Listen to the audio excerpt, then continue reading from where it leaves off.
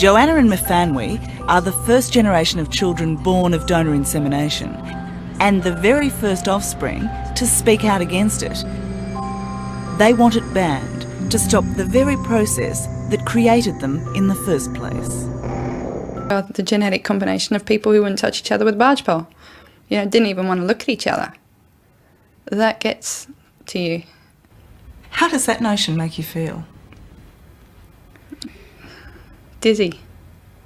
Just dizzy with...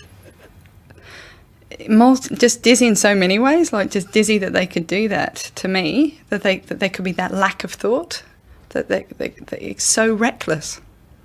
Do you think that the whole donor insemination process is a social experiment? Oh, no, donor insemination isn't a social experiment. It's a valid and appropriate medical treatment to overcome a deficiency, a loss, the absence of sperm. Dr. John McBain is one of the pioneers of donor insemination in Australia. Here, there have always been limits on the number of donations, but he does admit there were mistakes when it began in the 70s.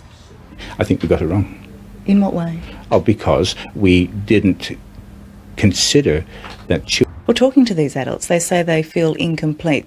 Some of them say they look in the mirror and they don't know who they are. I'm so sorry to hear that. But I'm not sure that the whole donor insemination program, with the vast good that it has done for so many people, should be dismantled because of the sad things which have happened to these children. These are basic things that matter to people. Your medical history, your ethnicity, who your parents, your direct genetic parents are, your siblings.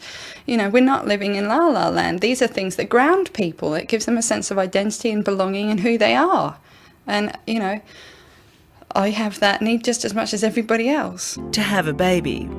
But that baby grows up without its biological father, and for some, that leaves a terrible void in their lives. There was a kind of parental abandonment, by your genetic father, You were gifted, it's... But he wasn't a parent, you hadn't been No, conceived. but he gave up his rights and responsibilities in relationships. He created a child he would have no acknowledgement of. He helped create. No responsibility for. This whole industry is growing. It's not like everybody's learnt from the mistake and they've all stopped and it's all fine now.